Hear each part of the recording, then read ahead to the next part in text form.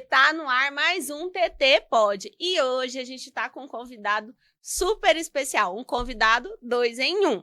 Ele é fisioterapeuta osteopata, mas o seu grande dom está na osteopatia infantil, porque seu propósito maior sempre foi cuidar de crianças. Ele tem uma das habilidades mais incríveis que já vi, trazer cura através das mãos.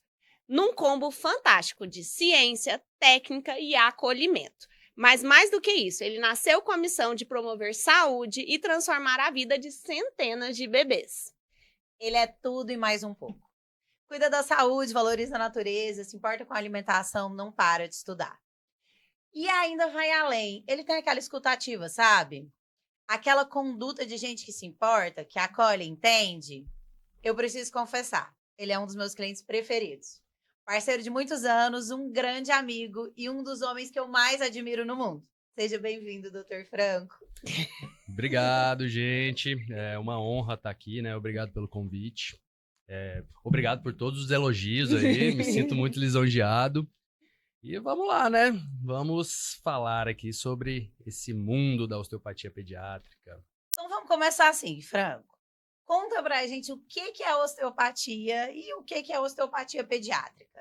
Bom, então vamos lá, né? Acho que para contextualizar de uma forma mais simples, assim, a osteopatia a gente fala que é uma filosofia de diagnóstico, tratamento e cura, né? Onde a gente consegue identificar no corpo, né? Ou do adulto, ou da criança, especificamente no meu caso, todas as correlações ali vinculadas à queixa que o paciente apresenta.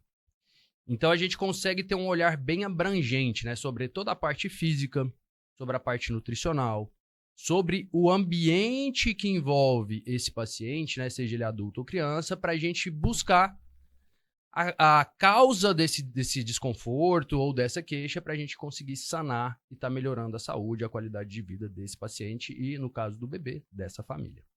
Mas e aí, por que você decidiu ir pelo caminho da osteopatia infantil e não ficou no mercado de adultos, por exemplo?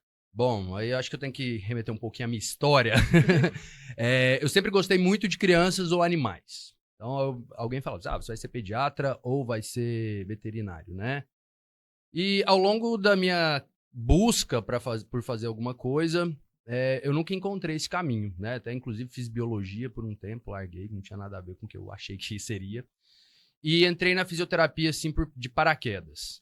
Dentro da fisioterapia, a parte que abordava a pediatria não me chamava muita atenção, que é a parte neurológica, né? Admiro muito quem trabalha com isso, mas não é algo que eu goste. Ou então a parte de UTI, que eu achava muito tocante, mas muito difícil de fazer. Então, após formar, né, e trabalhar aí com pacientes adultos por um longo tempo, eu vi dentro da osteopatia a oportunidade de juntar algo que eu já gostava muito, que era a terapia manual, com o mundo da pediatria. Então, comecei a estudar e depois fazer vários cursos e então a paixão veio de fato, né? Eu retomei aquele gosto que eu tinha e hoje, né, praticamente, sei lá, eu não atendo adultos, no mês, alguma coisa assim. Meu foco é a pediatria e é algo que eu sou apaixonado e me sinto bastante realizado fazendo o trabalho que eu faço. Acho que tem um desafio que a gente teve muito quando a gente começou a produzir seu conteúdo. Eu queria saber como é que ele é para você. Como é que é falar para famílias, atender famílias sem ainda ser pai? Como você consegue não... Porque às vezes a gente vai em um profissional que não é pai, mãe, e aí tem muito a linha tênue entre a expectativa e a realidade, né? Porque a expectativa, ela é linda, mas na realidade muita coisa não funciona. E você tem um tempo de qualidade só com seu filho? Amor, às vezes eu não tenho tempo de qualidade nem comigo. Como que você consegue alinhar essa falta de paternidade com esse mundo tão infantil? E tem muita gente pergunta, né? Olha, tem umas fotos de pacientes no consultório, o pessoal, são seus filhos? Eu não, ainda não sou pai. E algumas pessoas olham com o olhar de desconfiança. Nossa, como é que você está trabalhando com uma coisa e você não é, e você consegue falar, né? Parece que tudo fica muito na teoria, como na prática é diferente. Mas, assim, eu busco, né, dentro dos conhecimentos teóricos e tudo isso, e aprender durante cada atendimento ali como é lidar com uma criança, né? Então, busco leituras totalmente diferentes. Hoje eu falo que a parte da osteopatia, a parte da terapia manual, claro que eu estudo, mas hoje o meu estudo é muito mais sobre abordagem com os pais de como isso influencia no comportamento infantil e nas queixas apresentadas com eles, né, com os bebês, do que, de fato, na parte teórica. Então, assim, hoje é o que eu mais posso me aproximar diante disso, né? E, claro, convivência com amigos e tudo. E acho que, querendo ou não mesmo, não tendo filhos, toda essa paixão por crianças me ajuda bastante. Você sabe que tem uma coisa que a gente sempre fala, é que assim, eu acho que para trabalhar com saúde, de um modo geral, você já tem que ter um dom. Mas para criança, essa semana, tanto eu quanto a Thaís fizemos festa, porque fomos atendidos por profissionais que tinham preparo para atender crianças. Porque, olha, quando você chega num profissional que não tem preparo para atender criança, que não tem escutativa, que não tem nenhuma empatia sobre as suas coisas, que te pede coisas surreais. Aquele médico que eu falei, né, que eu fui no ortopedista, que te indicou. Inclusive, eu contei pra ele que você não era pai, e ele respondeu, eu não acredito. Aí eu falei, ainda não, peraí. E aí eu fiquei, assim, encantada de que, olha, ele tava falando sobre uma cirurgia de uma criança que tava extremamente assustada. E ele usando, assim, palavras pra ela não entender, igual casal conversa. Vou conversar com você em código pra não deixar ela mais nervosa. Acalmando ela ia ter que usar uma tala na perna. E aí mostrando a imagem coloridinha, sentando no chão, baixando para falar com a criança. Olha, atender criança, você precisa de muito preparo, de muito dom, senão você estraga todo aquele momento. Não, e transforma. Porque ir no médico é desconfortável, né? No médico, qualquer profissional de saúde, ninguém vai lá passear.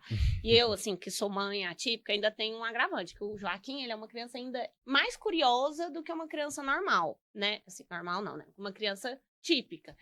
E então, ele é muito curioso, ele mexe muito. E se o profissional não pergunta muito. Ele pergunta muito. Então, ele foi na oftalmo, né? E aí, a oftalmo tinha uns negocinhos aí. Ele falou assim, você pode me ensinar como funciona? E ele é muito. E a pessoa com toda a calma, isso aqui é quando você faz assim, isso aqui é quando o olho tá assim. E eu olhei e pensei, velho, é isso. É o mínimo, né? Sim. Mas assim, eu acho que você também tem que saber se você gosta ou não gosta. Principalmente para trabalhar com criança. Porque criança, ela age inesperadamente. Eu já ouvi de uma cliente nossa que atendia adultos e crianças e foi nichando só para adulto. Ela falou assim, olha, na verdade, eu adoro crianças. Mas é porque cada consulta que eu faço com uma criança, eu demoro meia hora para arrumar o consultório de volta. Então, isso estava atrasando a minha agenda e eu pensei, não tá valendo a pena. São escolhas. Mas é isso, se você não gosta, se você não tá disposto a fazer essas escolhas, não faça, né? Porque criança, nenhuma mãe vai num profissional porque tá tudo bem. Sempre tem algum problema. E aí a pessoa já tá resistente, já tá com um problema, a consulta não pode ser uma coisa pesada, não né? Pode ser outro problema. Não pode ser outro problema. Exatamente. Né? E assim, eu falo que a questão ali, né? Os pais chegam com uma queixa e a gente tem que olhar além daquela queixa. Eu acho que aquela queixa ali é entre aspas, o mínimo para mim que estou atendendo, digamos assim. Para os pais é uma grande mala que tem que carregar, digamos assim, né?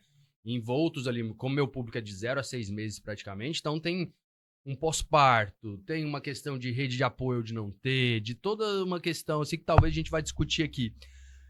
E se eu não tivesse olhar, se eu tiver um olhar só para a queixa do bebê, eu acho que eu não sirvo para estar trabalhando com isso. Então eu tenho que olhar por esse pai, eu tenho que olhar para essa mãe e tentar entender todo esse contexto, né? Eu sempre falo que a queixa ele é o mínimo, né? Se a gente não olhar para esse ambiente de como é que tá essa mãe, de ela tá sendo apoiada, não tá, qual a sobrecarga que ela tá tendo, não adianta, a gente não vai resolver. E eu vejo que muitos casos, ali a gente não consegue chegar a uma solução porque talvez as pessoas não entendam isso.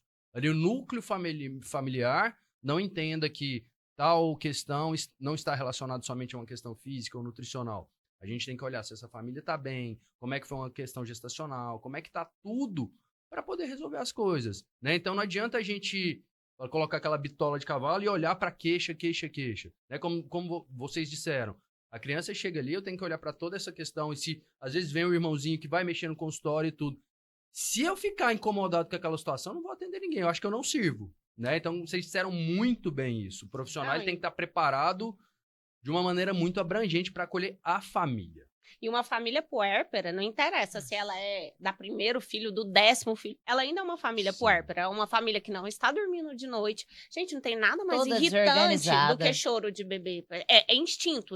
O choro de bebê ativa todos os nossos instintos de sobrevivência. O alerta. Então não tem nada mais irritante do que o choro de um bebê. Então a família tá lá com constantemente um choro, ela já tá no limite do limite. A gente tem que ser o que vai acalmar. Sim. Eu lembro quando eu indiquei você pra minha cunhada aí, que, né, era um bebê sendo um bebê normal, mas assim, eu lembro que ela falou assim, nossa, ele dormiu a noite inteira, ele fez milagre. E eu pensei, você sabe, às vezes você só foi acolhida, você só foi escutada, você só foi isso aqui é normal. Mas é porque uma pessoa da família falando, isso aqui é Sim. normal, parece tanto eu tô diminuindo o que você tá sentindo. Exatamente. E aí um profissional para falar, não, ele é normal, tá tudo bem, ele só é um bebê.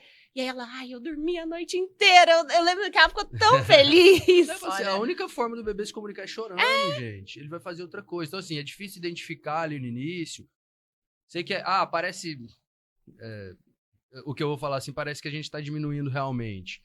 Né? Mas tentar entender, mas o quanto tem um apoio ali, o quanto as pessoas que estão ali estão dispostas a ajudar, que eu falo que tem que ajudar a mãe, né? O bebê, ele tá ali, é importante, mas... E que tipo de ajuda é? Porque a ajuda de pegar no colo e ficar, não, mas você sabe o que é? O problema é que você tá pegando com a 90 graus e tem que ser 89.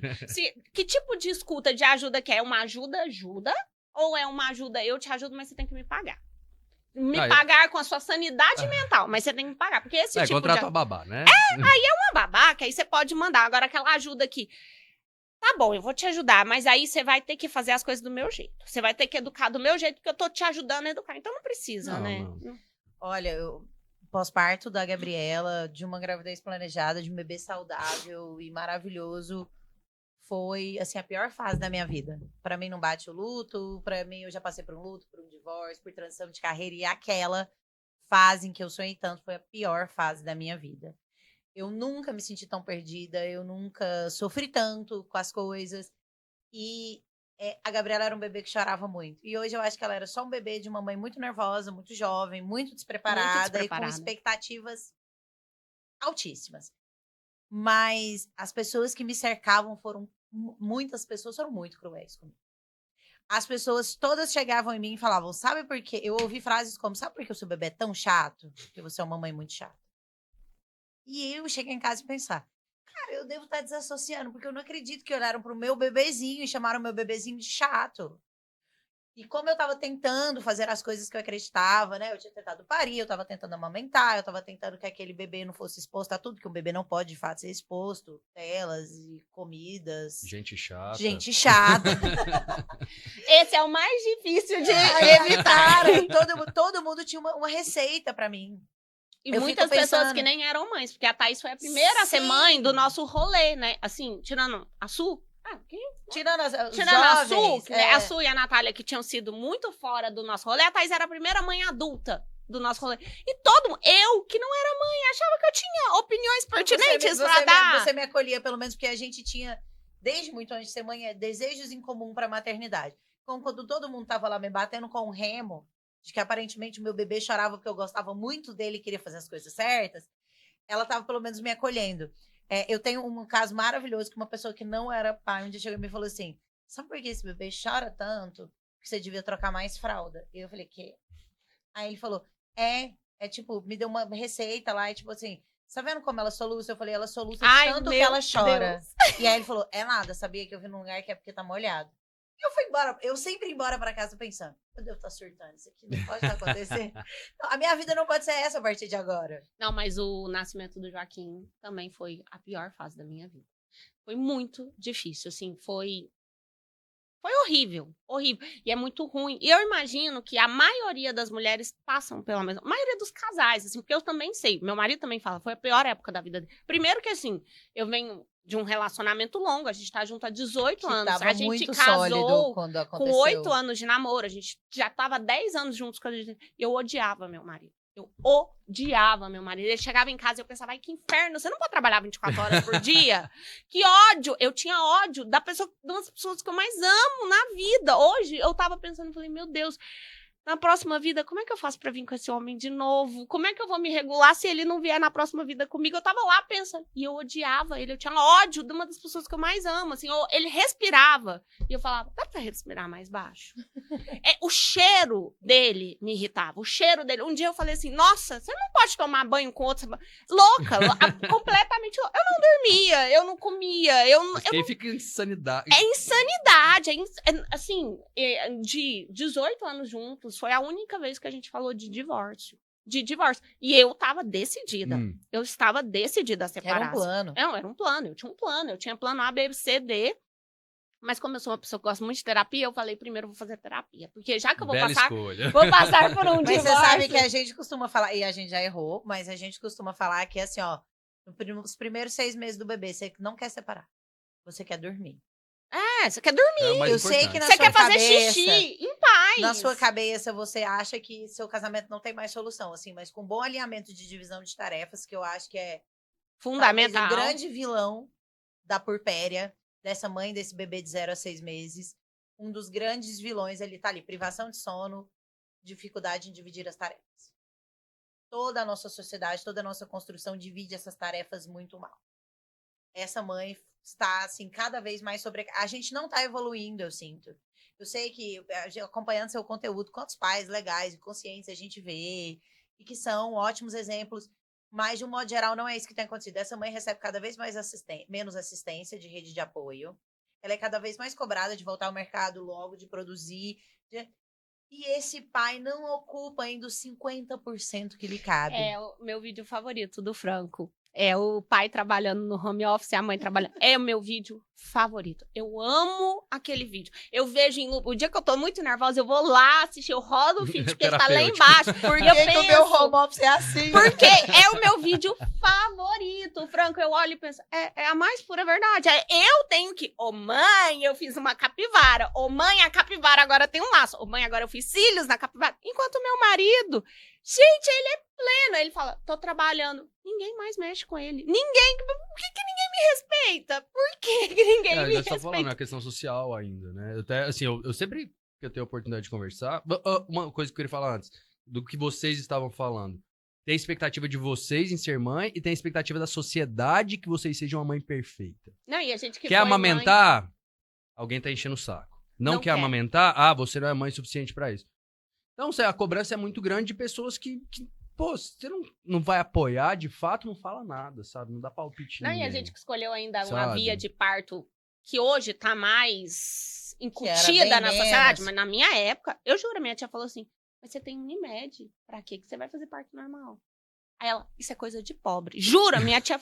E eu Eu fiquei era, você olhando. vai matar o seu bebê, porque como É. foi uma gestação mais longa, né? Depois que eu passei ali das 40 semanas, todo mundo Vai tinha uma morrer. história pra mim, que achavam que era legal contar, de como um bebê morreu de mecônio por causa do parto. E aí eu falava, gente, eu pareço alguém que não tá levando isso a sério?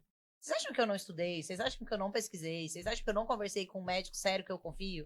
O motivo que essa imagem que vocês têm de mim. Mas ninguém... O importante da pessoa é ela defender as escolhas dela. É.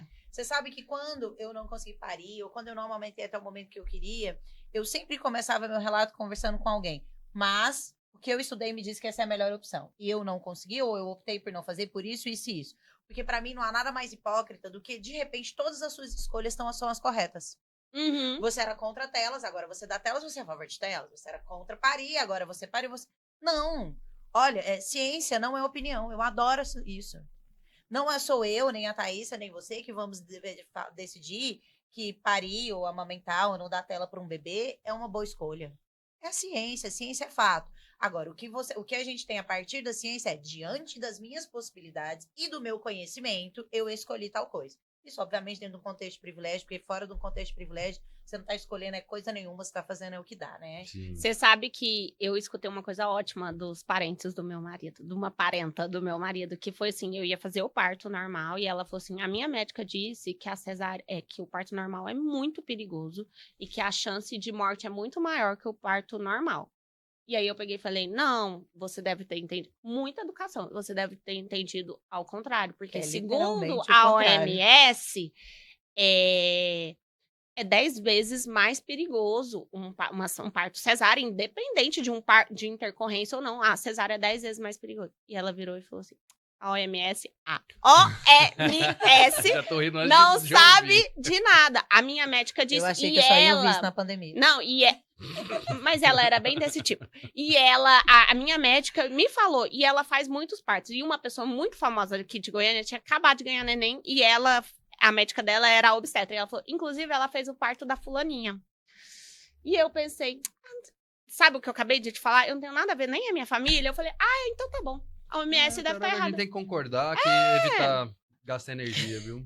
Eu sou ruim nessa. E mas outra eu tô coisa tentando. também que a gente falando, né, sobre o pai, essa divisão, que vamos pegar o Instagram, ó, qualquer rede social aí. Você vai olhar quantos perfis falam sobre maternidade e quantos falam sobre paternidade. Não, Eu conheço 3, sabe? Numa gama gigantesca. Então, assim, olha que a gente precisa falar mais sobre isso, tirar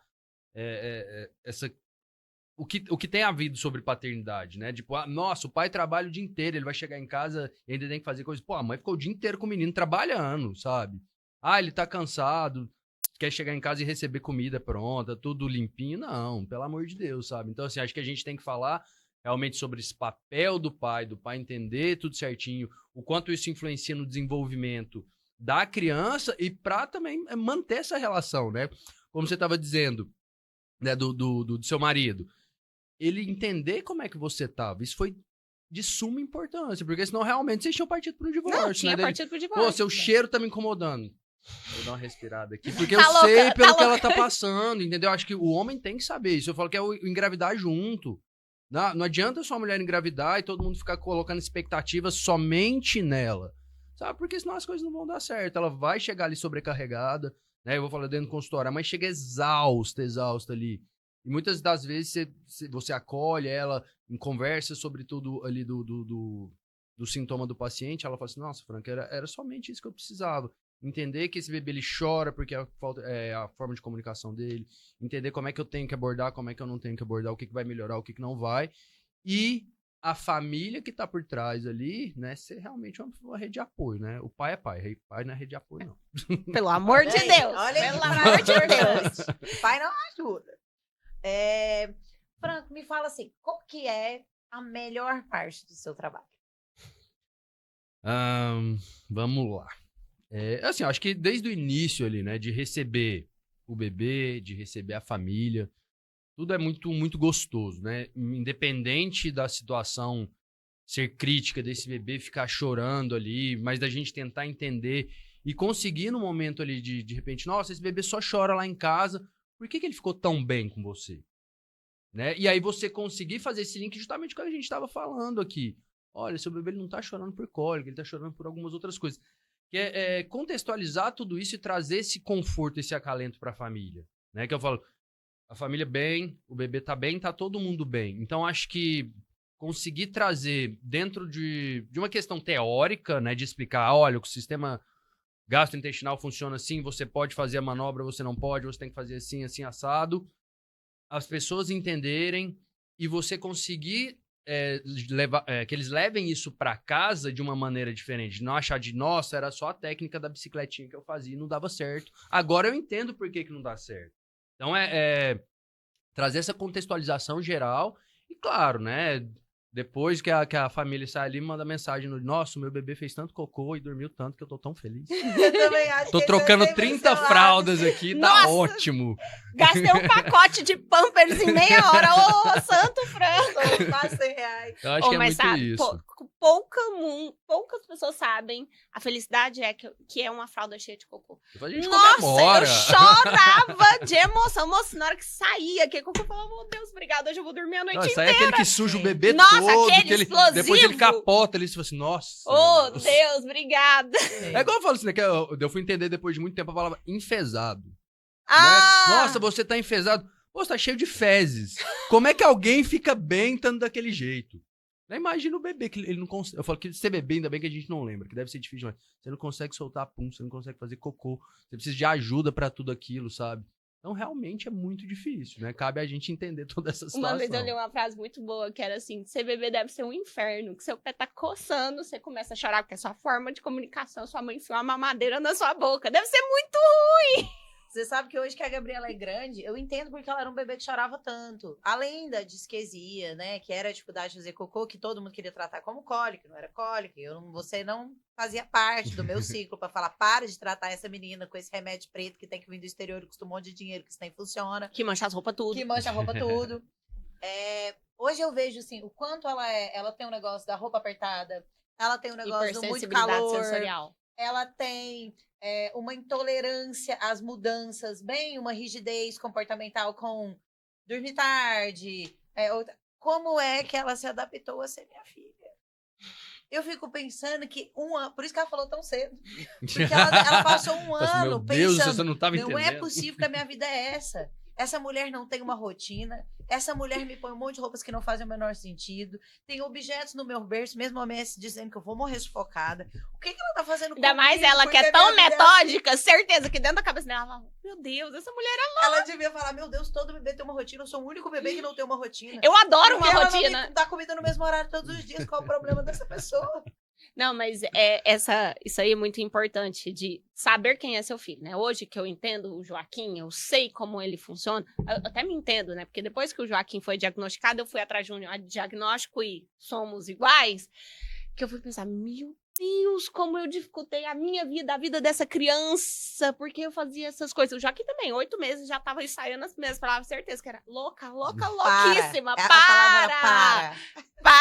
E, menino, eu punha gravata a criança. Eu adorava gravata. Aí, a Thaís sabe. Comprar sapato pro Joaquim é um rolê que eu tiro o dia, que eu preciso estar emocionalmente preparado, porque ele tem hipersensibilidade sensorial. Então eu falo, hoje eu vou comprar sapato pro Joaquim, ninguém precisa de mim, porque hoje eu vou gastar todo o meu emocional rodando o shopping, experimentando 100 sapatos e saindo de lá sem nenhum. Vocês não precisem de mim. E eu punha gravata nesse bebê. Eu punha camisa social neste bebê. A criança, hoje eu vou comprar a roupa, é assim, 100% algodão, não pode ter nada silcado, porque senão ele não usa. A costura tem que ser de um jeito. Imagina, que loucura, como a vidinha dele devia ser. E é lógico que ele chorava. Eu também ia chorar. Eu punha roupa. Não. Gabriela, que é muito menos exigente, eu comecei a levar ela pra comprar roupa comigo com 2 anos e pouco. O Joaquim também. Que eu prefiro comprar assim e depois você usar. Não, e aí assim, né, ter uma criança típica, ter uma criança atípica. Esses dias eu vi uma mulher vendendo num desapego uns vestidos, chegou, o vestido era assim, 100% poliéster, ai meu Deus. Aí o Luca olhou pra mim e falou assim, mas é pra Marina, tipo, nada vai acontecer. Mais apertado, pluma, brilho, nada. Ele achou que tá linda. E aí, na hora que eu peguei, eu falei, nossa, é de plástico. Ele, não, mas é pra Marina, ela vai usar. E eu pensei, é isso. Porque o Joaquim não usa nunca. É entender muita individualidade. Na criança é mais simples, né? Eu falo que no bebê é muito complicado, que a gente tá falando do puerpério ali, o quanto é difícil todas as questões hormonais da mulher, todas as questões de rede de apoio ou não. E esse bebê chorando, tentando se comunicar de alguma forma, tentar ler esse bebê. E querer... Eu falo que o grande problema já é ali do início de... o peso tá errado, o tamanho tá errado, sabe? De jogar todo o bebê no mesmo balaio. Então é aquela questão, vamos tentar entender a individualidade desse bebê. Esse bebê, talvez, ele é um bebê que requer mais contato. Esse é o bebê que não precisa, sabe? Então tentar ver o que seu filho... Olha pro bebê, conversa com o bebê, tenta olhar as expressões. Eu falo que, basicamente, ali no início, o cérebro do bebê, ele entende que ele precisa mamar e respirar, né? Ele precisa tirar a cabeça para respirar e para mamar, né? Tem os reflexos de sucção ali. E aí, a gente tenta entender se esse bebê ele precisa de mais ou de menos contato, se eu preciso deixar ele sem roupinha ou com roupinha, né? Porque talvez é isso que tá incomodando, né? Tipo, não, vamos ver, se esse bebê ele tá chorando por quê? Coloquei aqui. Esse bebê acalentou? Então beleza, era contato. Não, coloquei aqui, ele ficou mais irritado. Será que se eu deixar ele só de fraldinha ele melhora? Sabe, tentar... Eu sei que é difícil, né? Ainda mais quando há uma sobrecarga sobre a mãe, mas a gente testando essas situações, de entender um comportamento, até que aquilo se torne uma rotina, né? Até que esse bebê consiga se comunicar de uma forma mais clara, digamos assim. Franco, e acho que desde quando a gente começou a trabalhar junto, você já era referência na sua área, já era indicado por um monte de pediatra, um monte de pediatras de outras especialidades, né? Como foi pelo ortopedista que me atendeu. Como é que você decidiu que você precisava criar conteúdo na internet? Bom, ter uma situação que lá, quando eu trabalhava noutra clínica, a gente tinha uma escola de osteopatia lá, né? E um dos professores, que também hoje é uma referência nacional aí na área de pediatria, ele começou com isso. Inicialmente a gente fazia o que a gente zoava ele, né? Blogueirinho, não sei o quê, tal, tal, tal. Hoje ele é um sucesso aí com, sei lá, 3 milhões de seguidores no Instagram. Então a gente vai vendo essa necessidade, porque talvez assim, apesar de ter uma indicação, né, de ter um tempo de carreira, de ter um know-how, digamos assim, se alguém indica, a primeira coisa que as pessoas fazem é Google e Instagram, né? E vão olhar o seu conteúdo, e ali aprendem alguma coisa e tal. E eu acho que, então, assim, há essa necessidade por causa do mercado, e também eu acho que há uma necessidade de informar sobre o trabalho que a gente faz. Era isso que eu ia falar. A osteopatia ainda não é uma coisa 100% conhecida, não são todos os pediatras nem que indicam. Eu sei que tem uma patotinha que acredita e outros não acreditam. Então, eu acho que o seu Instagram acaba vencendo aquela barreira inicial de será que vai funcionar mesmo? Será que isso é um diferencial? Será que eu preciso disso? Sim. Porque eu consigo imaginar a cena da mãe desesperada e o pai falando, quê? Pagar uma consulta? Não, isso não funciona. Eu nem sabia que isso existia, então eu acho que o Instagram dá aquela... Você o quê?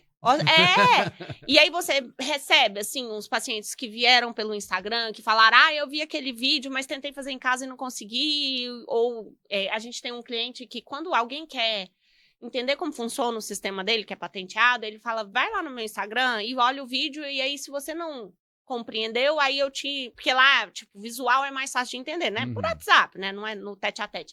Tenha isso? Acontece isso no consultório? Não, acontece muito, né? E o pessoal vai lá, elogia muito o conteúdo, né? Às vezes, nossa, fiz a manobra, mas quero fazer uma consulta, né? Porque eu falo assim, que olhar ali é a vitrine, né? Pra fazer igual você vai numa loja, sei lá, uma loja online, você vai olhar, fala assim, gostei, mas eu quero experimentar, né? Porque talvez, vamos pensar numa roupa, talvez não vai me servir. Então, isso facilita muito pro cliente, né, pro potencial cliente, olhar aquela situação ali, ver coisas que as pessoas nem imaginavam, né? Vamos pegar um contexto muito claro, que é o de disfunções gastrointestinais, cólica, disquesia e constipação. O bebê tá chorando, tudo lá joga cólica, né? É culpa da cólica, é culpa da cólica. E ali a gente conseguir trazer de uma maneira simples e clara de que isso não é uma cólica, de que isso pode ser uma outra coisa, que é o que a gente estava discutindo aqui. E a pessoa, ela, nossa, meu bebê é assim, é assado, eu achava que era cólica, eu tô enfiando remédio nele, eu tô fazendo, né, tô dando chá, tô benzendo, não que tenha problemas com isso, mas com chá sim, com chá sim, chá não, problema. O benzer tá tudo bem. Mas às vezes essa questão de medicar demais, de entender como é que isso reage, vamos pensar em nós adultos, a gente tem essa interação medicamentosa, a gente consegue explanar o que deu, a gente toma o mesmo remédio. Eu tive dor de cabeça, eu tive dor de estômago, eu tive diarreia, vamos supor. Imagina isso numa criança, a gente dando medicamento, e a causa não é aquela, né? Então, de deixar algumas coisas muito claras. Lógico que na hora de medicar, de procurar um médico, eu tenho que procurar realmente, mas de trazer com leveza algumas coisas ali que podem ser resolvidas em casa, ou, né, falar assim, não, eu preciso ou não preciso ir numa consulta. Eu acho que além do trabalho educativo, o que a gente faz muito sério no Instagram a gente oferece um pouco do conhecimento de graça para que aquela pessoa confie na gente, para a gente oferecer um conhecimento, um tratamento pago. Eu falo que o que a gente sempre usa, o termo do conteúdo de valor é isso.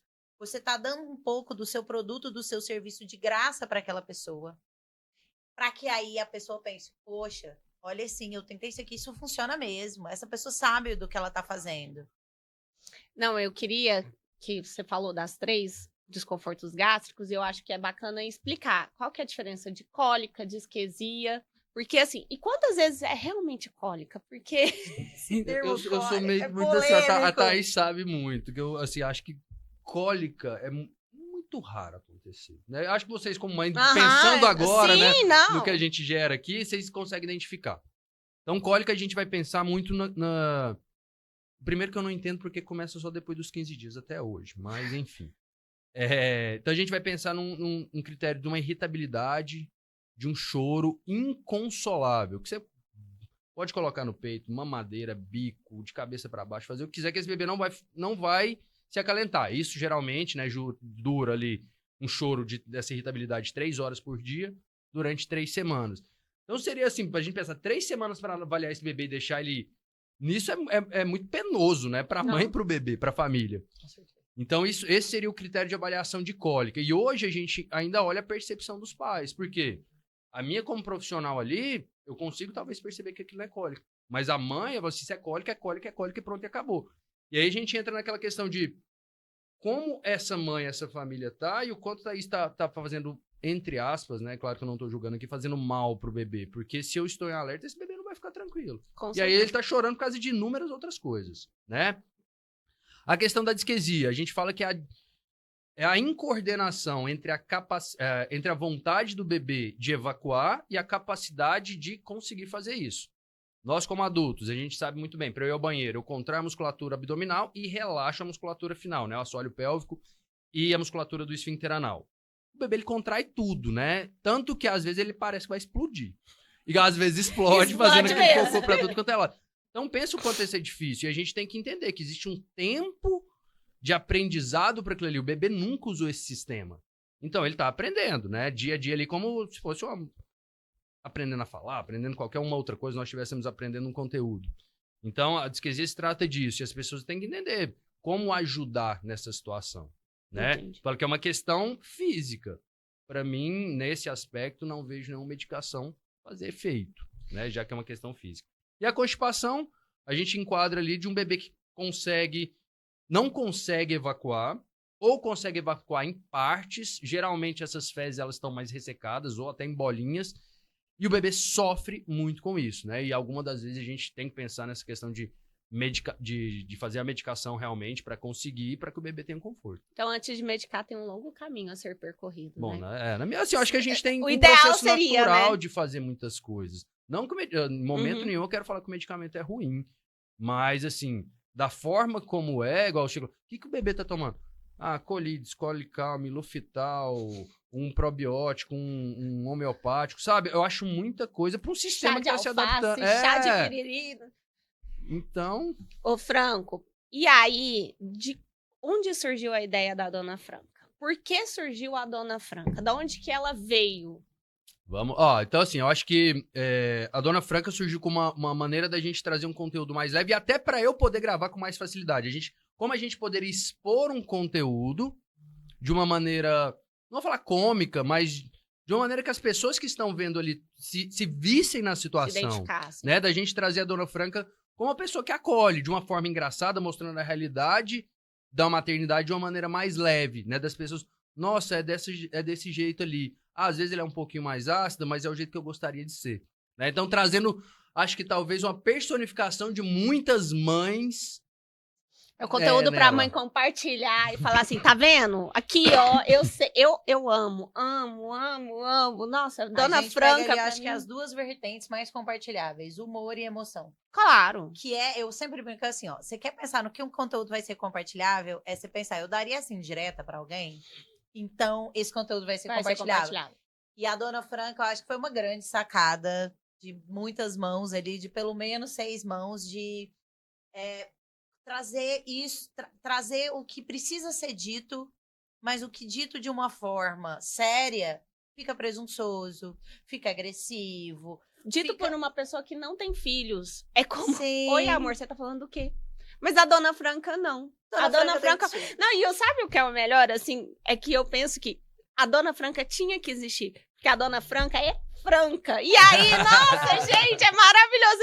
Eu sempre que eu penso, eu falo, o universo queria que a Dona Franca nascesse. Ela queria, o universo precisava da Dona Franca. Porque, assim, casou. É porque não é franca de Franco ou Franca? É Franca que ela é franca. Deu certo. Nossa, também, deu né? muito certo. Eu acho que eu nunca tinha pensado nesse aspecto, Sério, a não. Thaís, eu falei isso, acho que no dia... Não, na hora que eu ouvi, eu falei, meu Deus, a Dona Eu Franca acho que é eu nunca tinha pensado, maravilhosa. era só uma questão do nome mesmo, né? Não, Aí eu estava falando, não, ela é super franca, realmente. Vou produzir um vídeo explicando a Dona Franca. Não, Dona Franca é maravilhosa. Franco, agora a gente precisa finalizar e eu quero que você me conte um pouquinho deste novo produto que está surgindo aí na sua esteira. Então, você já ensina lá a gente no seu perfil do Instagram um pouquinho, mas eu sei que você quer aprofundar mais e chegar em novas famílias que às vezes não podem ir no seu consultório, seja por vários motivos, inclusive a distância. O que você está pensando? Então, tô com um projeto aí já bem adiantado, né, sobre questões principalmente gastrointestinais. Dentro desse programa a gente vai ter muita coisa, mas o foco é a questão gastrointestinal, porque eu acho que, querendo ou não, é a maior queixa. Sei lá, acredito que dentro de um consultório do meu ali, vai muito junto com torcicolo e assimetria, mas dentro de um consultório pediátrico, acho que cerca de 80% das queixas são em relação à questão gastrointestinal, né? E da gente poder trazer a parte teórica de uma forma muito leve, das pessoas entenderem o que é, quais são as diferenças, como a gente já falou aqui, entre cólica, constipação, refluxo e disquesia, por exemplo, para as pessoas entenderem como abordar o bebê delas. Aí eu posso fazer a manobra X, eu posso fazer a manobra Y, que hora que eu vou fazer, sabe? Da pessoa ficar resguardada e segura de fazer essas manobras, porque talvez ali dentro do... Eu joguei na internet ali bicicletinha, que é o mais famoso. Geralmente as pessoas fazem no momento que não deve, onde o bebê já está irritado. E aí isso acaba gerando mais desconforto no bebê e travando o sistema de uma maneira geral. Então a ideia desse curso é trazer essa base teórica muito leve, né? Porque não é para profissional, são para pais e mães. E trazer a prática também de uma maneira muito simples, né? Como eu já faço no consultório. Mas como você disse, muitas pessoas, pela distância, não tem um profissional que pode estar fazendo isso. Ou às vezes até por uma condição financeira, né? Então, trazer essas questões dentro de um curso muito prático, que as pessoas podem, entre aspas, se virar em casa e entender. Não, realmente eu preciso de uma consulta ou não. É ali dentro dessa plataforma como a gente vai estar podendo ter essa proximidade com o público. E eu acho que é muito importante também nisso a gente gerar uma comunidade, né? Das pessoas ali que estão dentro desse curso, dentro dessa proposta, elas se apoiarem, né? E a ideia do curso, além de fazer técnicas, que eu acho que é a mínima parte do curso, é a gente trazer essa questão de comunidade, de acolhimento, de alívio, né? Da pessoa se sentir, da família se sentir bem em estar realizando aquilo, dela se sentir acolhida pelo curso, por mim e também por uma comunidade por trás disso. Você sabe que a Thaisa teve um insight sobre o nosso curso, nesse processo que você estava fazendo o seu curso e que eu estou acompanhando tanto por dentro, que a gente também está fazendo o nosso, que é assim. Que a gente ensina método, a gente não ensina fórmula, porque método dá trabalho. Não é fórmula pronta, não é fórmula mágica. Método exige esforço, exige entendimento e exige que seja colocado em prática. Então não tem ninguém aqui ensinando fórmula. Fórmula perfeita não funciona. Ainda mais um curso voltado para pais, porque cada criança é um indivíduo, né? Dentro do curso mesmo, tentar trazer isso, sabe? Como se a minha ideia, né, no desenvolvimento disso, é como se ali eu estivesse falando para cada família, sabe? Ela sentisse como se estivesse comigo no consultório. Nossa, né? Porque uma coisa é, jogar técnica ali é muito simples. E você sabe que eu acho que essa ideia de comunidade, ela é genial, porque é muito solitário. Ser mãe, uma mãe puérpera, não interessa quantos filhos você tem, é muito solitário. Você tá numa solidão que nada se compara, assim, sabe? Você não tem com quem conversar. No meu primeiro filho, o que me salvou foi um grupo que eu mendiguei, assim, eu juro por Deus que eu vi uma pessoa que eu conhecia na internet, um cara, que a mulher tinha tido filho 5 dias antes de mim, eu falei, me passa o telefone da sua esposa, eu preciso conversar com alguém que tá vivendo a mesma coisa que eu. Eu preciso que alguém, não é a Thaís que tem uma filha de 2 anos, é alguém que não dormiu essa noite.